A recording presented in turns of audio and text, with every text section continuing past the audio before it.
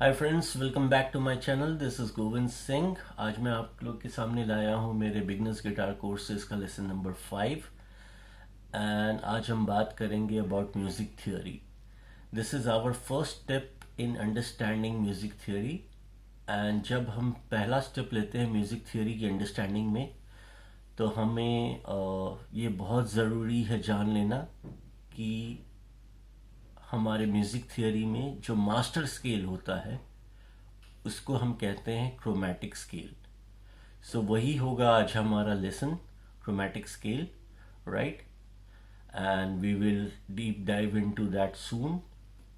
But before we get into chromatic scale, ये बहुत ही important है हमारे लिए कि हम कुछ टर्मिनोलॉजीज को समझ लें, बिकॉज ये हम यूटिलाइज करेंगे आगे के लेसन में, राइट?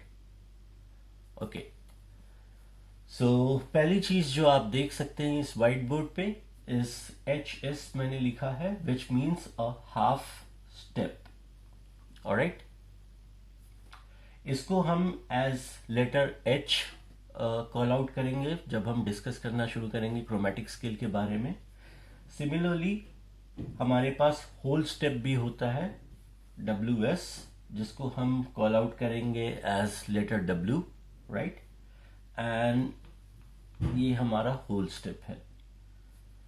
इट्स ऑब्वियस कि दो हाफ स्टेप मिलके एक होल स्टेप बनाते हैं, राइट? सो ये बहुत ही एक बेसिक अंडरस्टैंडिंग है जो हमारे पास होनी चाहिए जब हम एक स्केल के बारे में बात करते हैं, राइट? अब हमने बात कर ली हाफ स्टेप की, हमने बात कर ली होल स्टेप की, बट ये हाफ स्टेप और होल स्टेप, ये जो डिस्टेंस है, ये किस चीज में होता है? नोट्स में होता है। Between two notes we have half steps, we can have whole steps, we can have 1.5 steps, we can have 2 steps, we can have as many steps as we want, but it's very important कि जो सबसे minimum step होता है दो notes के बीच में, वो एक हाफ स्टेप होता है, राइट? ग्रेट। सो चलिए let's dive into today's topic of chromatic scale. मैं बहुत ही सिंपल तरीके से आपको समझाऊंगा क्रोमैटिक स्केल के बारे में, and it will be very easy for you. मैं आपसे रिक्वेस्ट करूंगा कि आप ये लेसन के दौरान अपने नोट पैड्स या नोटबुक ले आइए, so that you are able to take the notes. आप नोट्स ले सकते हैं and it will be very helpful for you. आपके लिए बहुत ही ज़्यादा फायदेमंद होने वाला है ये। ओके, आज का लेसन जो ये हमारा लेसन है, इसमें हम सिर्फ थ्योरी की बात करेंगे, एंड माय नेक्स्ट लेसन, उसमें हम इस लर्निंग जो हमने की है क्रोमैटिक स्केल की, इसको हम गिटार पे दिखाएंगे आपको, राइट? सो आप जब ये दोनों लेसन साथ में देखेंगे वन बाय वन, आपको थियोरी भी समझ में आ जाएगी और उसका प्रैक्टिकल नॉलेज भी समझ में आ जाएगा, राइट? चलिए मैं ये क्लीन अप कर देता हूँ जल्दी से। There we go.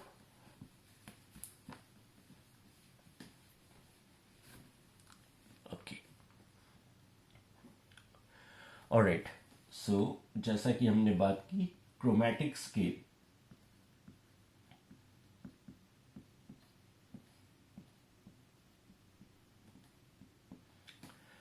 It's very important for us to understand कि क्रोमैटिक स्केल जो है ये एक मास्टर स्केल है म्यूजिक थ्योरी में। मास्टर स्केल हम इसे इसलिए कहते हैं क्योंकि इसके अंदर 12 नोट्स होते हैं। 12 नोट्स, एंड म्यूजिक में सिर्फ 12 नोट्स होते हैं। सो क्रोमैटिक स्केल मास्टर स्केल इसलिए कहा जाता है बिकॉज उसमें सारे के सारे नोट्स होते हैं। जितने नोट्स एग्जिस्ट करते हैं म्यूजिक में, वो सारे नोट्स इस क्रोमैटिक स्केल में होते हैं। ओके, तो ये हमारा फर्स्ट पॉइंट है क्रोमैटिक स्केल के अंदर। It comprises of all 12 notes in music that we have, right? Now let's understand कि नोट्स को हम कैसे कॉल आउट करते हैं. सो हर नोट का एक नाम होता है, राइट? और ये नाम कैसे दिए जाते हैं? तो नोट्स के नाम जो हैं वो हम ए से लेके G, from letter A to letter G, ऐसे हम उसको कॉल आउट करते हैं, ए से लेके जी तक. So let me right all those alphabets, sorry, letters, not alphabets. A, B, C, D, E, F and G. और उसके बाद में वापस से A आएगा, which will be our next octave. But for now हम बात कर रहे हैं हमारे 12 नोट्स की, जिसमें से हमने 1, 2, 3, 4, 5, 6, 7 नोट्स लिखे. 8 वाला रिपीट हो रहा है, राइट? सो हमने 7 नोट्स लिखे हैं. क्रोमैटिक स्केल जैसा हमने कहा इसमें 12 नोट्स होते हैं, लेकिन फिलहाल हमने सिर्फ 7 नोट्स लिखे हैं. सो ये 7 नोट्स जो हमने लिखे हैं, यहां पे कोई भी शार्प या फ्लैट नहीं है. We will soon learn about what is a sharp और व्हाट इज अ फ्लैट. बहुत जल्दी हम उसके बारे में बात करेंगे. लेकिन फिलहाल मैं आपको बता दूं कि जो सिंपल लेटर्स से सिग्निफाई किया जाता है, A B C D E F G, these are called our natural notes. इनको हम कहते हैं natural notes, right?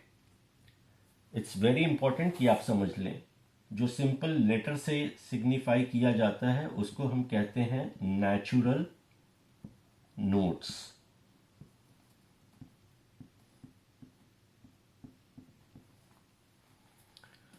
Okay, now हमने बात की कि 12 नोट्स होते हैं. यहां पे हमारे पास 7 नोट्स हैं. बाकी के 5 कहां से आते हैं? तो अब हम बात करेंगे शार्प्स या फिर फ्लैट्स के बारे में. तो मैं आपको एक कॉन्सेप्ट बता दूं कि जब हम आगे की तरफ बढ़ते हैं, या उसको हम म्यूजिक टर्मिनोलॉजी में कहते हैं असेंडिंग ऑर्डर, आरोह हिंदी में कहते हैं, राइट? सो जब हम असेंडिंग ऑर्डर में जाते हैं तो हम शार्प्स का सहारा लेते हैं, और जब हम डिसेंडिंग ऑर्डर में आते हैं इस तरफ से, तो हम उसे फ्लैट्स के हिसाब से बुलाते हैं. Okay, so let's take it one by one. A और बी के बीच में हमारे पास ए शार्प होता है. ए के बाद ए शार्प, ए शार्प के बाद बी. ओके, और जैसा कि हमने पहले कुछ कॉन्सेप्ट्स के बारे में बात की थी कि हाफ स्टेप, होल स्टेप, ये सब क्या होता है. सो ए और ए शार्प के बीच में हाफ स्टेप है. ए शार्प और बी के बीच में अगेन हाफ स्टेप है.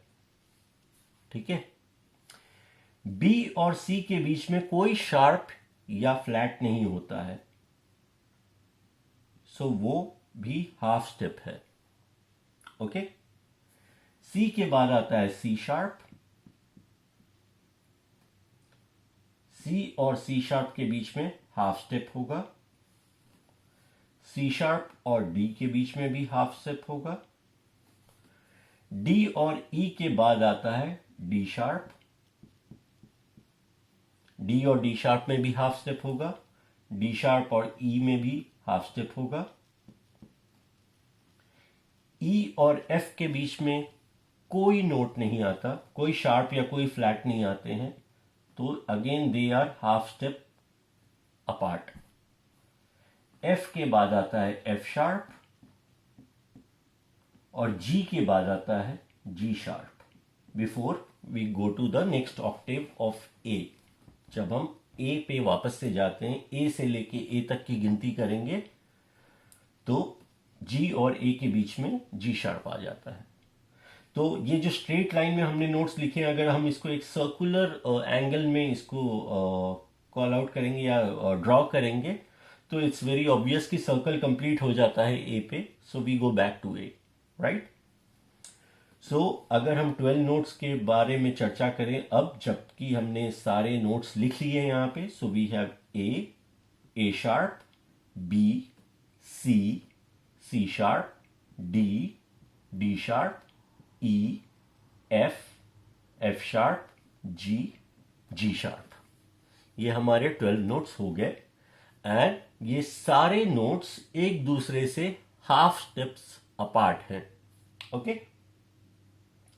All these notes are spaced out by half steps. That's very important to understand. जब हम गिटार पे इसकी प्रैक्टिकल इम्प्लीकेशन देखेंगे तो आपको बहुत आसानी से समझ जाएगा। फिलहाल मैं आपको ऐसे कह देता हूं कि जो हमने गिटार के फ्रेट्स की बात की है ये सब एक फ्रेट अपार्ट हैं। सो अगर मेरे एक फ्रेट पे ए है तो उसके नेक्स्ट फ्रेट पे ए शार्प होगा, उसके नेक्स्ट फ्रेट पे बी होगा, उसके नेक्स्ट फ्रेट पे सी होगा, उसके नेक्स्ट फ्रेट पे सी शार्प होगा, नेक्स्ट फ्रेट पे डी होगा, उसके नेक्स्ट फ्रेट पे डी शार्प होगा, नेक्स्ट फ्रेट पे ई होगा, नेक्स्ट फ्रेट पे एफ होगा, नेक्स्ट फ्रेट पे एफ शार्प होगा, उसके नेक्स्ट फ्रेट पे जी होगा, फिर जी शार्प होगा and then we will come back to A, right. Pretty simple. हर हाफ स्टेप के बाद में हमारा नोट्स ऐसे चेंज हो जाता है। Now let's quickly call our flats. जो हमने बात की, शार्प्स की बात हो गई है, let's understand the flats as well.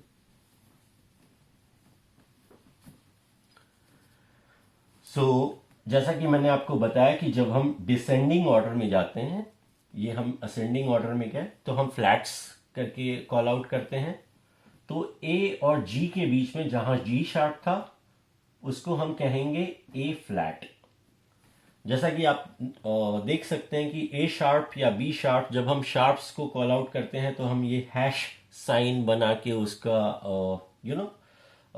Denomination करते हैं और नोमेनक्लेचर करते हैं उसके बारे में, या ये ऐसे ऐसे हम दर्शाते हैं कि ये शार्प है।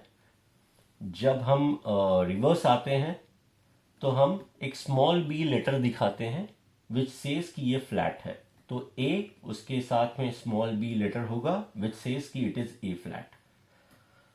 समझने वाली बात है कि जी और ए के बीच में एक ही नोट है, या तो आप उसे जी शार्प कह लीजिए या फिर ए फ्लैट कह लीजिए। अगर आप असेंडिंग ऑर्डर में जा रहे हैं जी से ए की तरफ तो आप उसको जी शार्प कहेंगे, अगर आप रिटर्न आ रहे हैं तो आप उसे ए फ्लैट कहेंगे, ओके। ये टर्मिनोलॉजी का बहुत ख्याल रखना है बिकॉज ये बहुत यूज होती है जब आप एक दूसरे से म्यूजिक थ्योरी के बारे में चर्चा करेंगे, you will talk about those concepts, then this comes very handy और ये टर्म बहुत यूजफुल होते हैं। सो दिस मीन्स कि जी शार्प और ए फ्लैट एक ही नोट है, सेम नोट है, लेकिन उसके दो नाम है, okay. So G sharp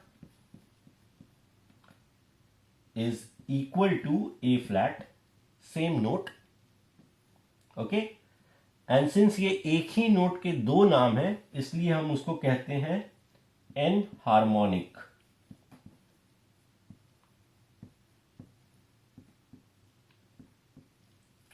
So these are the n harmonics of each other, G sharp and A flat, okay. Similarly C sharp, हम यहां से ही आते हैं ताकि कंफ्यूजन ना हो।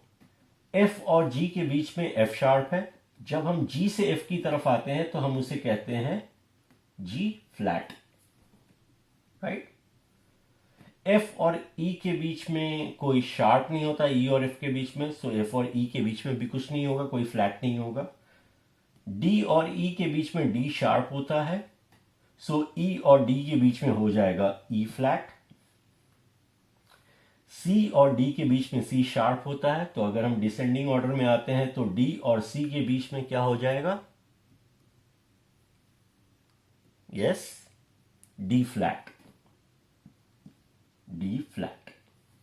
बी और सी के बीच में कोई शार्प्स नहीं होते, कोई तो सी और बी के बीच में कोई फ्लैट नहीं होगा because they are any which is half step apart, right. A और बी के बीच में ए शार्प होता है, तो जब हम रिटर्न आते हैं तो उसे हम कहते हैं बी फ्लैट. करेक्ट.